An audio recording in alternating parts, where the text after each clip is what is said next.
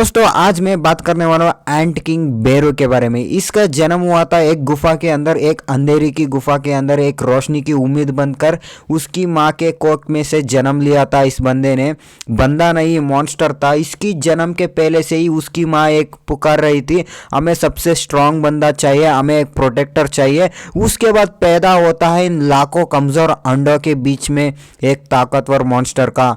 उसके ताकत से पूरा का पूरा आइलैंड हिल जाता है। उसकी माँ समझ जाती है मेरा बेटा आ चुका है हमें प्रोटेक्ट करने के लिए।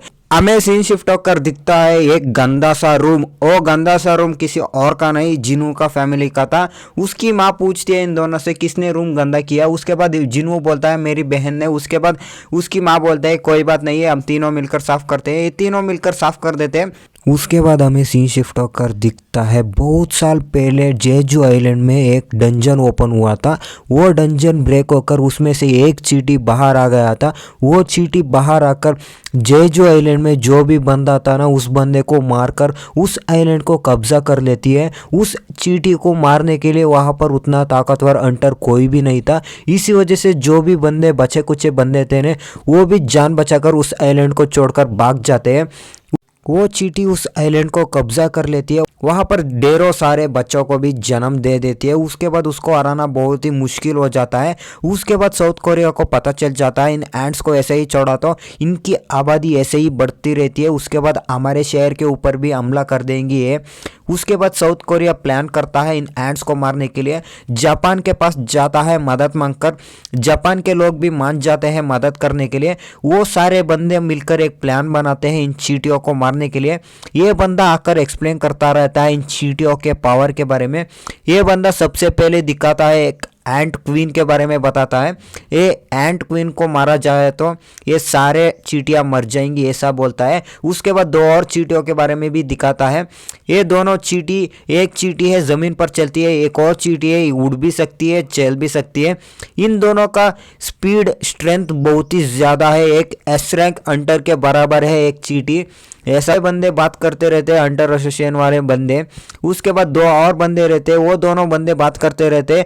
अंटर्स लोग अंदर जाकर भागकर वापस तो नहीं आ जाएंगे। उसके बाद सारे बंदों को नोटिफिकेशन जाता है डंजन के अंदर जाने के लिए।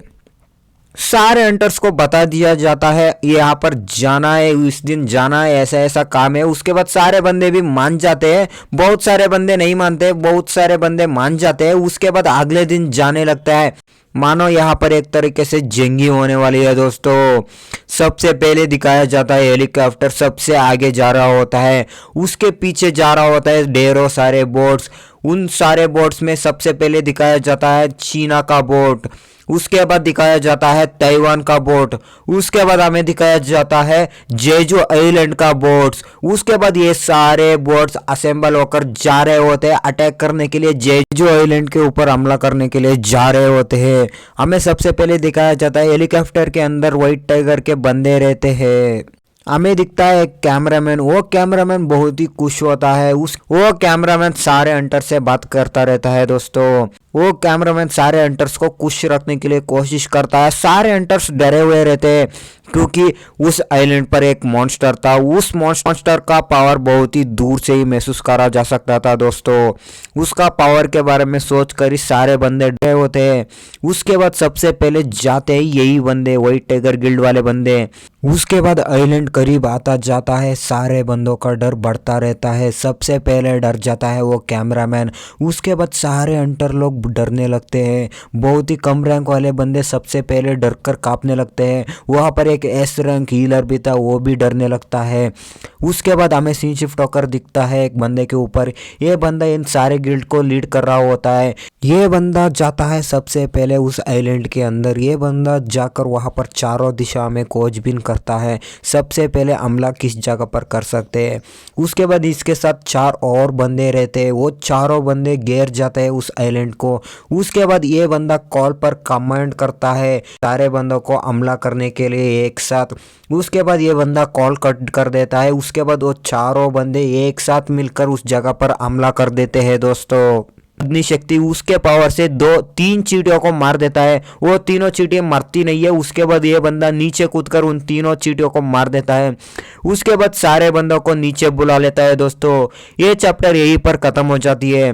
मेरा एक्सप्लेनेशन अच्छा लगा हो तो चैनल को लाइक शेयर सब्सक्राइब कर देना। अच्छा नहीं लगा हो तो चैनल को डिसलाइक कर देना। अनसब्सक्राइब कर गाली लिख कर जाना दोस्तों।